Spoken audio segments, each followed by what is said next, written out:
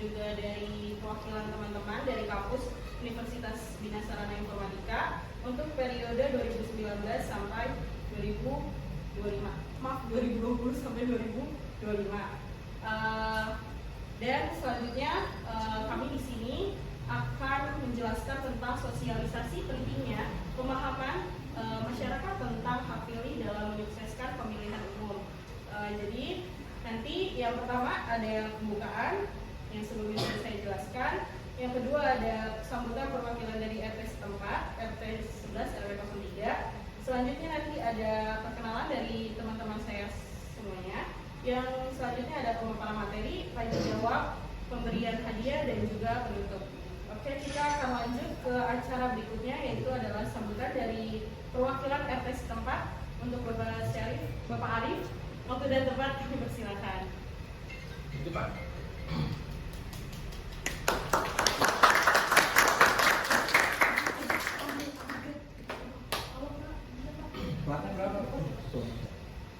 Assalamualaikum warahmatullahi wabarakatuh. Waalaikumsalam warahmatullahi wabarakatuh. Yang saya hormati dari mahasiswa, balita dan kawan-kawan dari Universitas Bina Sarana BSI, dari Universitas BSI dan adik-adik semua yang hadir atas undangannya dari Mbak Rita dan kawan-kawan. Di sini saya perwakilan RT hanya mengucapkan terima kasih karena mungkin sudah dipercaya menjadi salah satu tempat buat seminar ya atau pemaparan ya, pengetahuan. Mungkin adik-adik yang belum umurnya jadi belum ada hak pilih, mungkin di sini dari Mbak Lita akan menjabarkan tentang apa itu tentang pemilu dan lain-lain ya, Mbak Lita ya. Iya. Kami dari perwakilan RT ada berpesan, tolong disimak baik-baik untuk adik-adik dan kakak-kakaknya, silakan menyampaikan dengan sepemahaman yang seluas-luasnya dan dapat dipahami sama adik-adik. Terima kasih. Itu wabillahi taufiq wal hidayah. Assalamualaikum warahmatullahi wabarakatuh. Waalaikumsalam warahmatullahi wabarakatuh.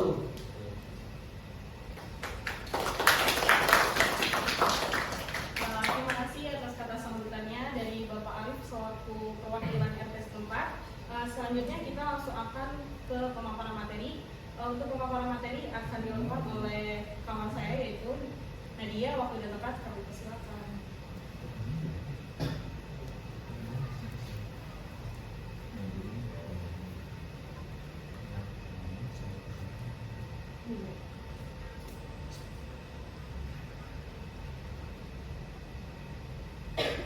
Jadi, di sini saya akan memulai dengan perkenalan dulu ya.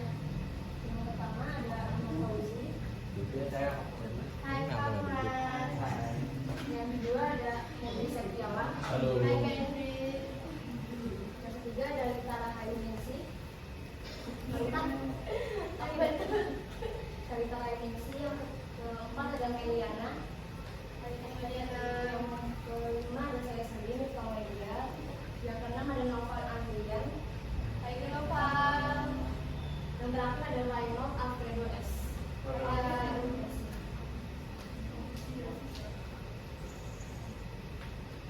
Oke, artikel ini bertujuan untuk mengetahui seberapa pentingnya pemilihan umum yang menjadi pilar utama dalam sistem demokrasi yang memberikan kesempatan kepada masyarakat untuk menentukan arah kepemimpinan dan kebijakan negara. Metode penelitian yang digunakan dalam artikel ini adalah internet searching yang melibatkan jurnal-jurnal dan teori yang ada di internet terkait pemahaman masyarakat tentang hak pilih dalam pemilu. Melalui analisis literatur, artikel ini menyoroti pentingnya pemahaman masyarakat dan peran masyarakat dalam meningkatkan kualitas pemilihan umum, termasuk meningkatkan kepercayaan masyarakat terhadap hasil pemilu dan memperkuat integritas proses demokrasi secara menyeluruh.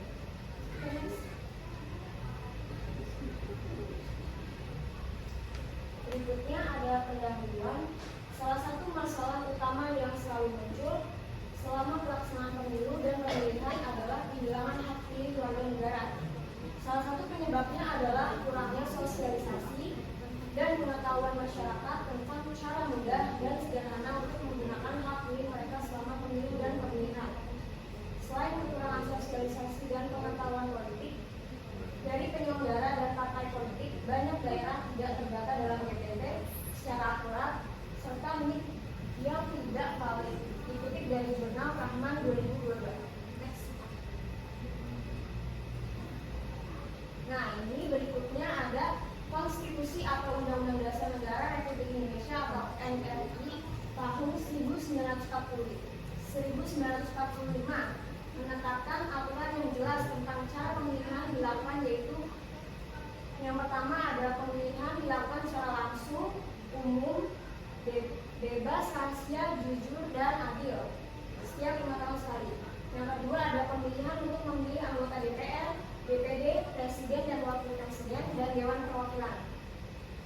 Yang ketiga ada partai politik yang berpartisipasi dalam pemilihan memilih anggota DPR dan Dewan Perwakilan adalah partai politik. Yang keempat ada pemilih untuk memilih anggota DPD adalah perseorangan. Yang kelima ada pemilihan diselenggarakan oleh Komisi Pemilihan Umum Nasional tetap dan mandiri. Yang terakhir ada undang-undang mengatur ketentuan lebih lanjut tentang pemilihan. Oke, next. Berikutnya akan dibawakan oleh rekan saya yaitu Reno. Waktu dan tempat saya persilakan. Oke, terima kasih. Selanjutnya saya akan menjelaskan peran pemilih pemula. Nah, pemilih pemula itu seringkali jumlahnya signifikan. Nah, sebagai pemilih pemula itu perlu dilakukan pendekatan kreatif dan edukatif. Selanjutnya membangun kesadaran politik sejak dini.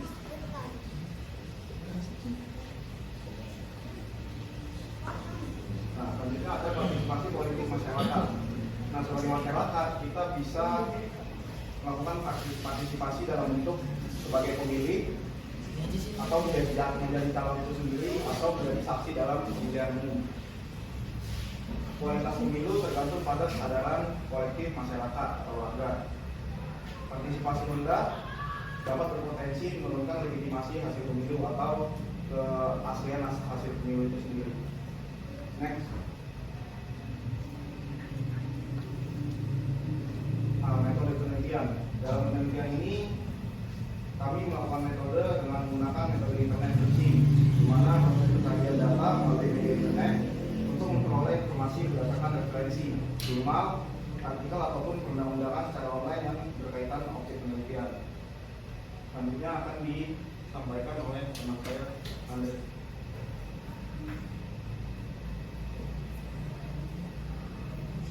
Ya, selanjutnya saya akan menjelaskan meningkatkan peran masyarakat terhadap pelaksanaan pemilu.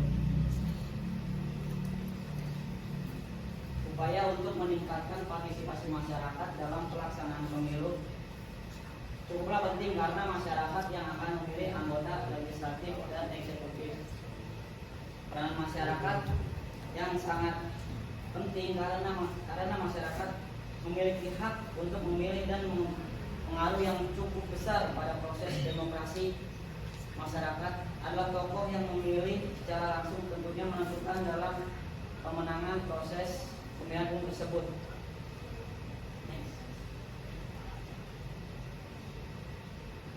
Biasanya masyarakat menganggap siapapun calonnya yang terpilih pasti hidupnya akan seperti itu saja, sehingga pentingnya pemahaman terhadap masyarakat akan hal ini sudah menjadi pekerjaan dan tanggung jawab bersama dalam upaya meningkatkan kesadaran masyarakat terhadap partisipasi pemilu sebagai proses demokrasi yang sudah berjalan di Indonesia.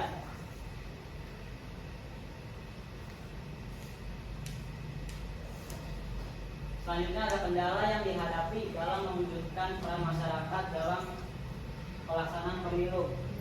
Pelanggaran-pelanggaran apa saja dalam tahapan pelaksanaan pemilihan umum terkait pelanggaran dalam pelaksanaan pemilu, maka penulis merangkum beberapa pelanggaran pemilu yang terjadi di beberapa daerah. Antara yang ada black campaign atau kampanye hitam. Lalu ada politik uang, biasa ada yang nyebar di awal-awal kampanye.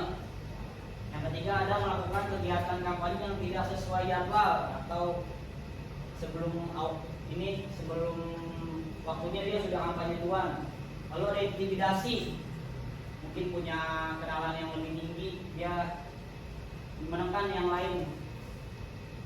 Next, selanjutnya akan dijelaskan oleh teman saya.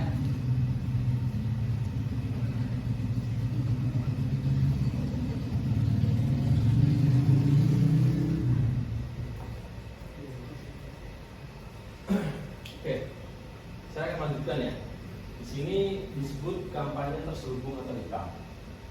Nah, kampanye hitam itu apa sih ciri-cirinya? Seperti kurang lebih itu adu domba, fitnah, terus biasanya ada sara, terus menghasut, kurang lebih seperti itu. Nah, diperbolehkan apa tidak diperbolehkan karena apa? Merugikan pertama.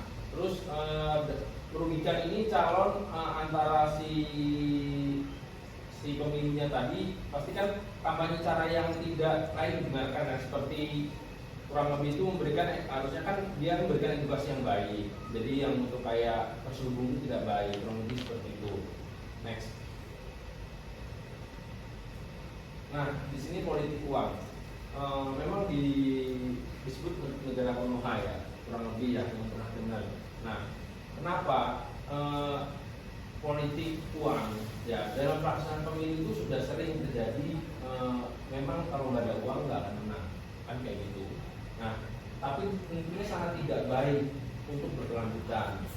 Nah, terlalu banyak calon melakukan hal ini, jadi politik uang itu jadi kayak terus menerus gitu loh, jadi kayak udah habit, kurang lebih seperti itu. Next. Nah, melakukan kegiatan kampanye yang tidak sesuai jadwal, biasanya ada tengah malam atau dia kampanye, terus kadang ada atau pasang bendera di belakang. Nah, itu biasanya tidak sesuai jadwal kan, harusnya mereka kan sudah ada jadwalnya. Nah, biasanya penyelenggara KPU itu sudah membuat dan menetapkan jadwal biasanya.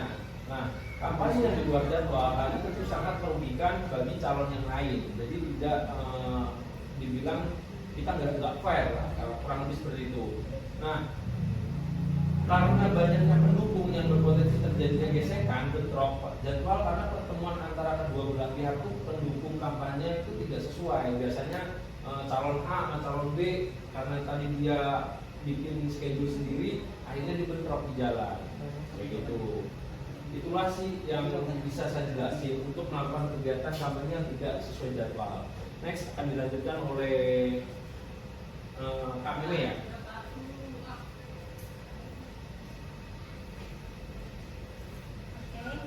Selanjutnya intimidasi. Adanya suatu ancaman dan intimidasi pada masa kampanye merupakan hal terlarang karena hal ini sangat bertentangan dengan hak asasi manusia. Pelanggaran ini biasanya berbentuk tindakan kekerasan. Adanya ancaman dari salah satu pasangan calon. Tindak pelanggaran ini juga bisa dengan sengaja merusak atau menghilangkan alat peraga pasangan lainnya. Next, penanganan tindak korupsi, tindak pidana korupsi. Syarat-syarat penjatuhan sanksi pidana tambahan berupa pencabutan hak politik terhadap pelaku korupsi yang berkaitan dengan jabatan publik. Pengaruh pencabutan hak politik bagi pelaku tindak pidana korupsi.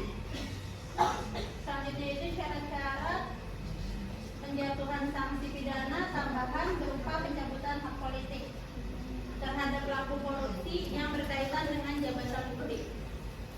Dalam pasal 38 KUHP yang menyatakan pencabutan hak selama seumur hidup untuk terpidana dijatuhi pidana mati atau dihukum penjara seumur hidup. Pencabutan hak minimal 2 tahun dan maksimal 5 tahun lebih lamanya. Pidana penjara atau kurungan yang dijatuhkan untuk terpidana pencabutan hak minimal 2 tahun dan maksimal 5 tahun untuk terpidana yang dijatuhi pidana denda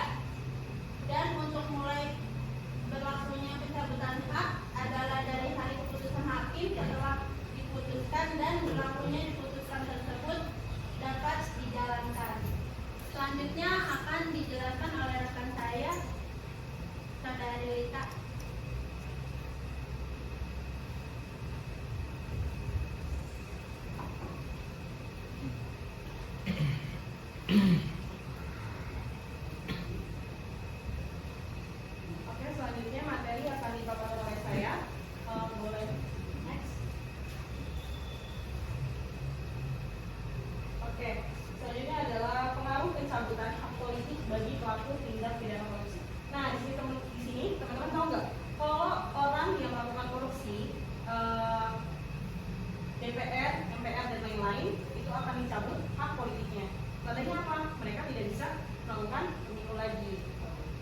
Oke, pencabutan hak politik terhadap pelaku tindak pidana korupsi mempunyai pengaruh signifikan dalam pemberantasan tindak pidana korupsi di Indonesia melalui kesadaran bagi pelaku dan juga kesadaran bagi keluarganya. Karena setiap penjatuhan hukuman pidana pada prinsipnya membawa dampak baik secara fisik maupun sosial kepada pelaku korupsi tersebut. Pencabutan hak politik bagi pelaku tindak pidana korupsi dapat mempengaruhi status sosialnya dan kemampuan seseorang untuk memperoleh pekerjaan atau penghasilan yang berkaitan dengan dunia politik. Oleh karena itu, seseorang yang kehilangan hak politik harus memperbaiki kekurangan atau pelanggarannya agar dapat memperoleh kembali hak politiknya sebagaimana mestinya menurut Arianus Kaureva tahun 2024. Oke, next. Nah, di sini ada nih diatur menurut pasal 10 ayat 2 dalam Kitab Undang-Undang Hukum Pidana selanjutnya disebut KUHP menentukan pidana tambahan menurut Arianus Kaureva 2024. Yaitu yang pertama ada pencabutan hak tertentu. Apa aja sih yang dicabut? Kayak tadi mereka tidak bisa ikut andil dalam dunia politik dan mereka tidak bisa bekerja dalam dunia politik lagi. Harta-hartanya pun akan diambil oleh negara. Kedua ada perampasan barang-barang berguna, itu ada harta-hartanya mereka yang digunakan untuk korupsi atau sebelum atau sesudahnya dia korupsi akan diambil dan diselidiki oleh KPK. Yang ketiga ada pengumuman putusan hakim, yaitu mereka akan bisa ikut politik selanjutnya atau mereka hanya boleh ikut politik pada tahun sebelumnya saja. Gitu. Oke, next. Nah, di sini juga nih ada lanjutannya, yaitu ada juga di poin kedua dalam pasal 35 KUHP. Yang pertama ada hak memegang jabatan pada umumnya atau jabatan tertentu. Yang kedua, hak menjadi penasehat atau pengurus menurut hukum, hak menjadi wali pengawas, pelaku atau pengampu pengawas terhadap orang yang bukan anaknya sendiri, jadi bukan ada kaitan keluarganya. Yang ketiga ada hak memasuki angkatan bersenjata. Jadi mereka tuh masih boleh gitu loh untuk ikut andil dalam bela negara, yaitu polisi atau TNI pada bagian tertentu. Yang keempat ada hak menjalankan pencaharian atau borot yang tertentu. Yang kelima terakhir adalah hak memilih dan dipilih dalam pemilihan yang diadakan berdasarkan aturan tertentu. Jadi dalam warga negara itu ada yang bisa memilih dan dipilih. Yang memilih itu siapa sih? Warga negara yang tidak ikut andil dalam pemilihan. Dia tidak menjadi orang yang mendaftarkan diri untuk kampanye tertentu. Nah, kalau yang dipilih itu siapa sih? Orang-orang yang mendaftarkan untuk kampanye tertentu. Selanjutnya, nah strateginya apa aja sih untuk peningkatan partisipasi? Yang pertama ada sosialisasi intensif oleh KPU dan Bawaslu. Ini apa sih? Sosialisasi terhadap anak-anak yang belum memilih dan juga sudah memilih. Yang belum memilih akan tahu nih kapan sih kita bisa memilih, ya. Dan kita juga harus tahu nih, kita nggak boleh asal milih orang-orang ini. Nih kita bisa melihatnya di luar, kita pilih ini, tapi nggak kayak gitu. Kita lihat visi misi dan juga apa aja sih yang mau dijalani selama pemerintahannya, ya kan? Dan juga adik-adik yang belum memilih itu bisa tahu dong, ini baik nih punya misi ini buat kedepannya. Ini kayaknya nggak mungkin dijalani, ini kayaknya masih tahun-tahun depan, jadi mungkin nggak bisa dipilih gitu.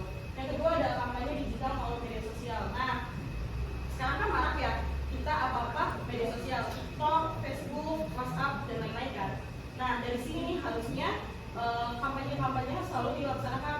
Kalian melihat ya sih apa-apa kampanye cuma di tempat tertentu, terpencil, nggak dilihat orang. Itu kan namanya dia nggak memberikan visi misinya dia dong. Harusnya dia memberikan langsung kayak dulu ngajak tokoh siapa, ya kan? Itu membangun jati diri dia. Ih,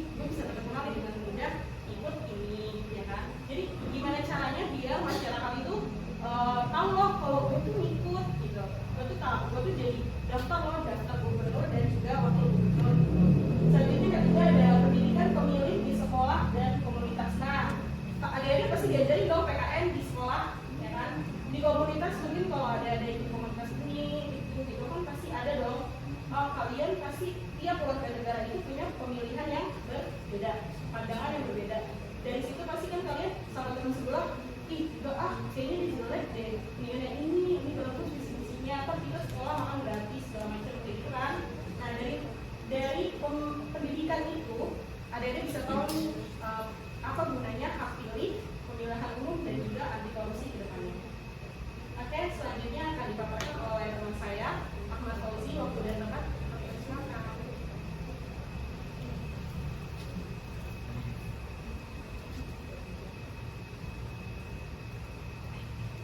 Ya, selanjutnya saya akan menyampaikan kesimpulan dari presentasi tadi ya. Kesimpulannya yaitu pemahaman dari masyarakat sangat penting dalam mewujudkan pemilihan umum yang berkualitas dan terpercaya. Ketika masyarakat sudah memahami dan memiliki kesadaran bahwa pentingnya pemilu dan menggunakan hak pilihnya dengan baik, maka partisipasi politik itu akan meningkat dan potensi terjadinya kecurangan dan manipulasi dapat diminimalisasi dan bahkan dihilangkan.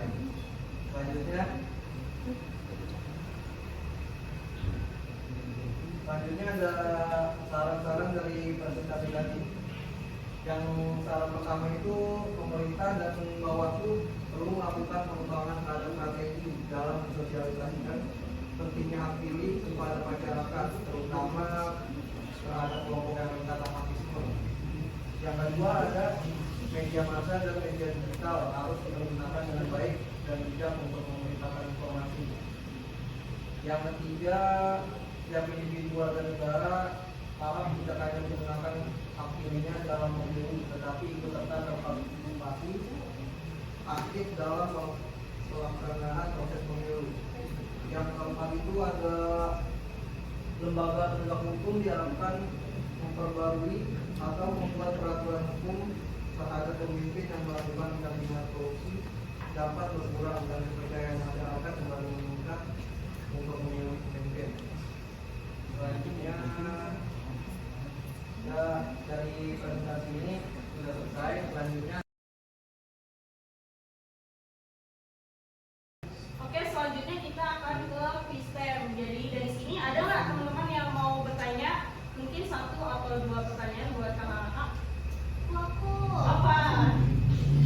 Mau nanya apa kakak?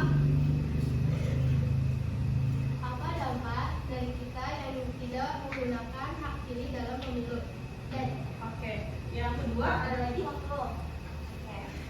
Nah, kenapa masih banyak masyarakat yang tidak menggunakan hak pilihnya meskipun sudah terdaftar sebagai Oke. Untuk pertanyaan pertama ada kakak-kakak yang mau maju dari yang dampaknya. Oh, dampak. Apa aja sih dampaknya? Oke. Akan dijawab oleh kakak Henry. Waktu dan tempat kami silakan.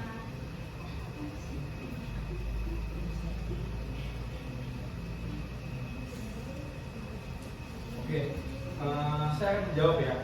Jadi ada yang nanya apa dampak yang tidak menggunakan hak pilih dalam pemilu ya. Dampak tidak menggunakan hak pilih dalam pemilu adalah suara kita tidak ikut tersalurkan. Jadi kalian ini mau pilih yang A karena kalian tidak ikut nyoblos atau tadi ke tempat TPS, jadi suara kalian itu tidak tersalurkan, kurang lebih seperti itu. Jadi menyebabkan terpilihnya pimpinan yang tidak mewakili kepentingan rakyat gitu. Jadi disebut golput lah. Ada lagi sudah jelas atau belum? Sudah cukup penjelasannya? Oke. Oke, selanjutnya akan di pertanyaan yang kedua ya. Kenapa sih masyarakat tidak menggunakan hak pilihnya meskipun sudah terdaftar sebagai pemilih? Oke, Kak Andre akan menjawab. Waktu dan tempat kami persilakan. Ya, saya akan menjawab tadi pertanyaannya, kenapa masyarakat tidak menggunakan hak pilih meskipun sudah terdaftar. Itu biasanya karena kurangnya kepercayaan kepada calon-calonnya. Kayaknya dia nggak kenal atau ada kampanye kurang. Lalu merasa suaranya tidak berpengaruh. Mungkin pikirannya, hidup gua gini-gini aja, nggak ngaruh politik. Lalu kurangnya informasi tentang waktu atau tempatnya di mana, mungkin dari poin oleh ada setempat. Selanjutnya kesibukan atau alasan pribadi, kerja, lagi merantau, lagi di luar kota mungkin. Ya cukup pertanyaannya. Terima kasih.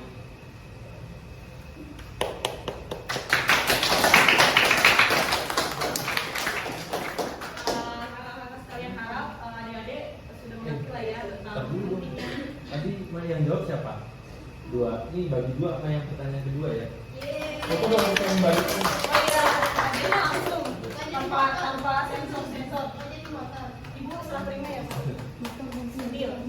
Iya. Oke. Mungkin adik-adik juga ada gambaran ya pentingnya hak pilih, pemilihan umum dan juga anti korupsi itu kaitannya apa aja sih? Jadi adik-adik ini kan ada beberapa yang sudah pernah nyoblos, ada juga yang belum ya. Jadi saya harap adik-adik ini kan udah nggak ikut perang ya. Jadi gimana caranya kita bela negara tuh kita memilih itu pemimpin yang bisa bikin maju negara kita, gak cuma yang stuck di situ aja gitu. Oke, demikianlah beberapa hal yang bisa saya sampaikan dari teman-teman sebelumnya. Sebelumnya saya mohon maaf jika ada salah-salah kata, baik itu disengaja ataupun tidak disengaja. Sekian saja dari hari ini. Wassalamualaikum warahmatullahi wabarakatuh.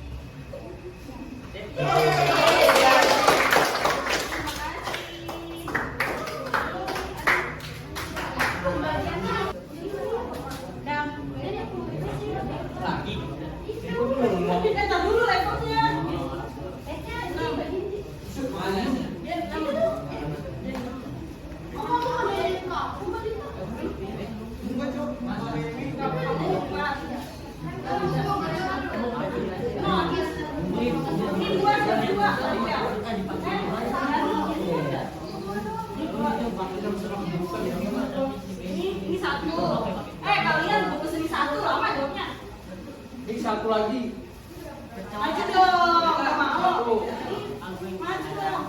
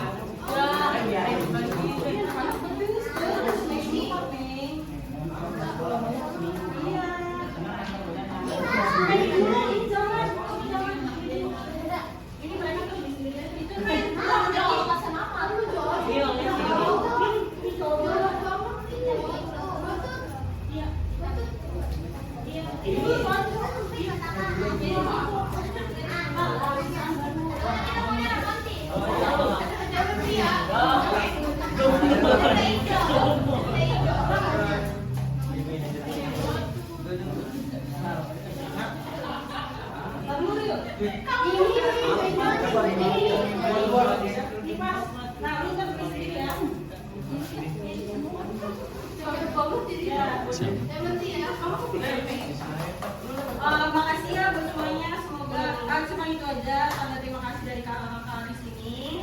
Semoga suka ya. Adik-adik, maaf ya kamu nggak dapet tapi SMP juga apa-apa kan? Terima kasih supportnya ya. Boleh turun makan di bawah ya dan di atas. Terima